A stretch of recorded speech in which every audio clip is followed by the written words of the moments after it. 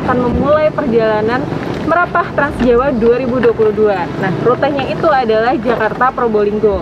Tapi di hari pertama ini kita akan rutenya itu Jakarta Semarang dengan jarak tempuh kurang lebih sekitar 440 km yang membutuhkan waktu 6-7 jam. Nah, selama perjalanan nih kita nggak cuma menyajikan infrastruktur, tapi juga kita akan menyajikan informasi seputar wisata dan juga travel, juga kuliner nih yang ada di sana. Kira-kira sepanjang perjalanan tuh apa aja sih yang seru? Oke, mau tahu gimana keseruan perjalanan kita kali ini di Merapah Transjawa 2022? Saksikan terus ya. Kerja-kerja baik dan hal-hal positif, yaitu memberikan informasi kepada para pembaca lewat Merapah Transjawa 2022. Dan harapannya informasi ini tidak hanya berguna buat pengguna Suzuki, akan tetapi semua pengguna mobil yang akan mudik. Semua jalan nasional ini insya Allah kami sudah cek semua dengan tim Bina Marga, baik di Jawa Timur maupun di Sumatera. Insya Allah sudah siap untuk bisa dilalui oleh mudik. Merapah Transjawa 2022. Oke.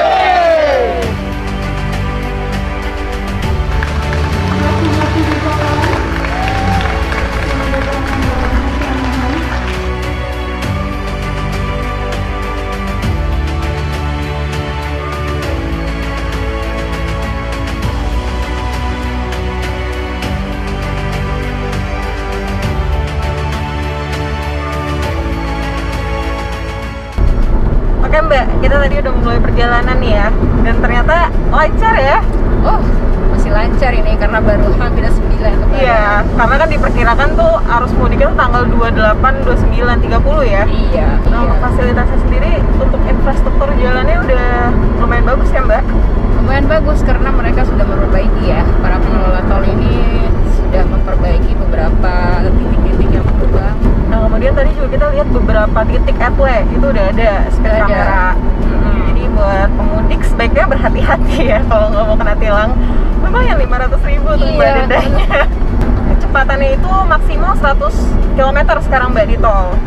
Jadi nggak boleh lebih dari itu. Kalau lebih dari itu ketangkap kamera. Betul. Dikasih tilang lah. Ini kan tema mudik kali ini mudik sehat, lancar, aman, nyaman, dan menyenangkan. Apa sih tipsnya berkendara Anda biar semua hal tersebut terpenuhi gitu? Ya. Kalau tips dari aku ya Mbak, pertama yang pasti kita harus tahu dulu nih barang bawaan kita apa. Kita list satu-satu. Jadi kita tahu kapasitas, jadi kita bisa menyesuaikan dengan kapasitas bagasi mobil kita. Nah, yang kedua itu udah pasti siapin peralatan pribadi. Khususnya yang paling penting itu obat-obatan. Karena kan sekarang masa pandemi kayak gini ya Mbak, masih tetap harus pakai masker, hand sanitizer juga penting banget kan. Itu harus selalu dibawa. Nah, kalau dari sisi berkendara sendiri ya, itu pengemudinya itu harus fit Mbak, harus cukup istirahatnya sebelum perjalanan. Terus kalau misalnya berdasarkan saran dari safety driving nih Mbak, kita tuh tiap 3 jam untuk perjalanan jauh tuh harus beristirahat. Harus ya? Itu Betul. ada penelitiannya ya? Iya. Bisa minum kopi. Nah itu dia, kalau misalnya orang-orang kan biasanya suka salah kaprah nih ya. Aduh ngantuk nih, ke rest area dulu minum kopi atau makan permen ya kan. Ternyata itu salah, ya? itu nggak bisa ngilangin ngantuk Mbak, akan tetap ngantuk. Nah takutnya kalau misalnya dipaksain kayak gitu, nanti di jalan tol bakal terjadi gejala microsleep. Nah microsleep itu sendiri adalah kalau misalnya kita nyetir nih, terus tiba-tiba kita nggak berasa nih, aduh merem sepersekian detik. Nah itu kan kalau di jalan bahaya banget ya Mbak. Kita istirahat tidur yang paling bener tuh Mbak. Jadi kita tidur dulu, setelah fit baru melanjutkan perjalanan. Sebenarnya tuh kalau misalnya jarak aman kita sama mobil depan itu jarak 3 detik Mbak. Itu kita tinggal patokin sama rambu-rambu jalan. Misal ada rambu kilometer nih, kita hitung dari situ. Nah hitungnya 1/1, 1/2, 1/3. Jadi begitu mobil yang depan lewat, baru mobil kita lewat. Nah itu dihitungnya dari situ detiknya. Itu baru jarak aman. Sama jangan lupa Mbak, seat belt itu juga penting. Untuk pengemudi sama penumpang di belakang itu wajib pakai seat belt. Betul. Gimana nih menurut Mbak, naik mobil Suzuki XL7 ini untuk mudik tuh nyaman gak sih Mbak? Oh nyaman banget, saya bisa melonjoran kaki, lega banget ini. Lega banget kan? Pasti gimana di baris kedua nih? Nyaman gak duduknya? Nyaman ini, lumayan luas, bisa naruh barang juga di bawah.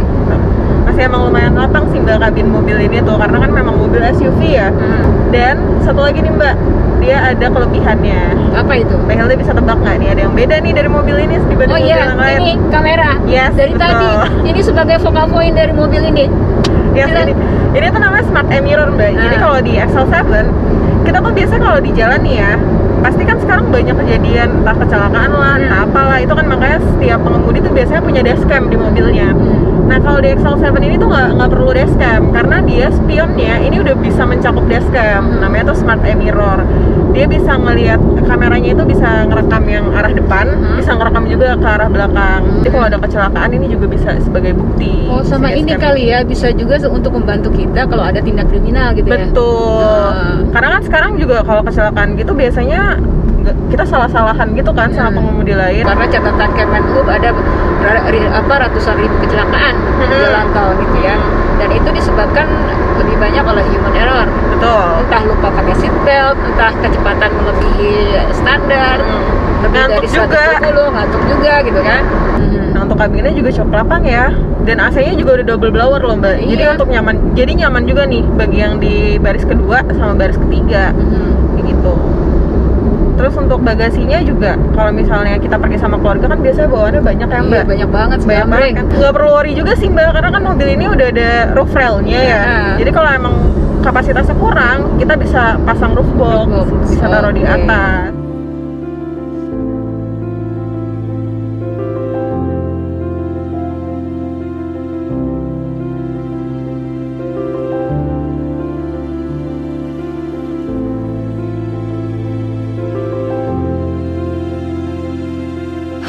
Oke sahabat Kompas.com, jadi Nanda, Mbak Hilda, terus Wasti, serta tim merapat Trans Jawa 2022 sudah tadi melakukan salat maghrib di Masjid Agung. Terus kita juga udah buka puasa, dan sekarang kita lagi makan malam di Simpang 5 Semarang. Nah kebetulan hotel kita juga deket dari sini nih, jadi untuk malam ini kita akan bermalam di sini, dan besok kita akan melanjutkan perjalanan lagi. Sekarang saya berada di exit Tol Bawen, Jawa Tengah. Nah, sampai jumpa di otolan selanjutnya. Kita sudah ada di rest area kilometer 456.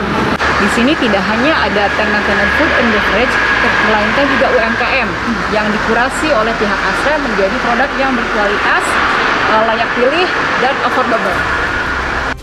Jadi kita bekerja sama dengan petani organik di sekitaran rest area.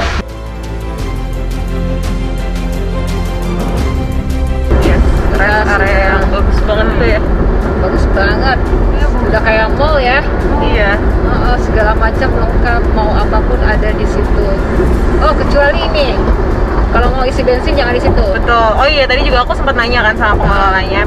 Nah ternyata tuh di rest area itu bensinnya itu ini Mbak, dia dispenser modelnya. Jadi cuma ada 2 bahan bakar, yaitu Dexlite dan Pertamax. Jadi buat yang pakai Pertalite itu nggak bisa isi bensin di situ. Kamu tahu nggak, kita itu total dari Jakarta sampai Surabaya berapa melintasi ruas tol? Wah, kalau lintasin ruas tolnya sih aku nggak tahu ya Mbak. Cuma kayaknya kalau kilometernya itu sampai 800-an kilometer nggak sih? Yes, benar. 17 ruas tol kita lintasi dengan panjang 868 km. Ini kan perjalanan panjang yang sudah kita lalui hampir separuh ya dari total 867 km. Kok kamu nggak capek sih? Apa rahasianya? Sebenarnya kalau dibilang capek ya capek Mbak, yang namanya nyetir ya. Cuma enaknya tuh aku nggak tahu ya, ini mobil tuh di bawahnya tuh enak banget Mbak. Karena kan ini mobil SUV ya. Walaupun kita kan kapasitas berarti terhitungnya penuh nih Mbak. Udah gitu di belakang juga bagasi juga full. Tapi aku tuh nggak perlu effort lebih untuk ngegas. Jadi bener-bener tinggal ngegas dikit ya, akselerasinya udah oke. Bantingannya juga oke, dan setirnya juga nggak berat Mbak. Jadi ya XL7 ini oke lah untuk kita bawa mudik. Nah ruas tol segitu biaya yang diperluin berapa tuh Mbak? Estimasi menurut BPJT itu sekitar Rp868.000 gitu. Ini termasuk jauh lebih murah jika kita menggunakan pesawat. Oh iya, pasti. Karena dalam satu kendaraan kita bisa menampung 4 orang. Iya. Belum lagi barang-barang banyak banget ya di belakang. Oke Mbak, tadi kan pas aku lewatin Semarang Surabaya nih, aku ngeliat pemandangannya tuh bagus banget ya.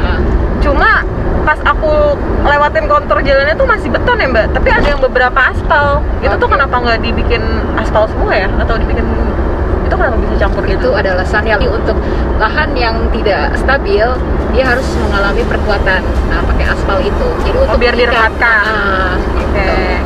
Nah, ini ada edukasi juga nih buat para pengemudi ya, kalau ngelewatin aspal, kalau nggak ngelewatin kontur beton, itu sebenarnya bikin cepat aus, Mbak. Iya. Jadi makanya kalau misalnya kalian mau ngelewatin tol Trans Jawa nih ya, sebaiknya sih cek ban dulu, cek kembangannya, terus masa bannya udah berapa lama pemakaiannya, karena kan takutnya nanti di bawah jalan malah aus, ngerepotin. Biasanya usia ban itu berapa sih?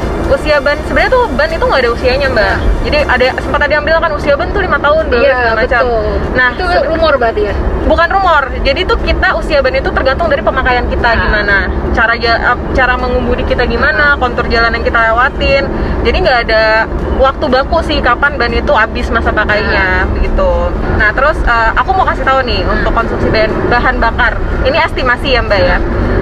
Mobil ini tuh cukup awet loh. Oh iya? Kita dari mana ya? Dari Jakarta ya? Iya. Dari Jakarta Semarang itu aku tuh nyentuh average-nya itu sempat di angka 16 km per liter. Wow. Itu di jalanan yang kombinasi ya, tanjakan, turunan, macet juga. Iya, berkontur ya. Berkontur, dan itu lumayan awet sih kalau untuk mobil ini. Nah, untuk konsumsi bahan bakarnya sendiri kan kita belum sampai titik akhir nih. Iya. Jadi aku belum bisa kasih estimasi.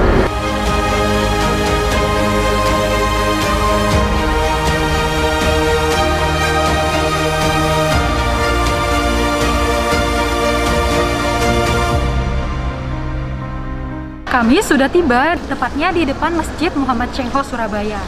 Berikutnya kita akan buka puasa dengan warga sekitar, salat berjamaah, dan kembali ke penginapan. Allahu Akbar.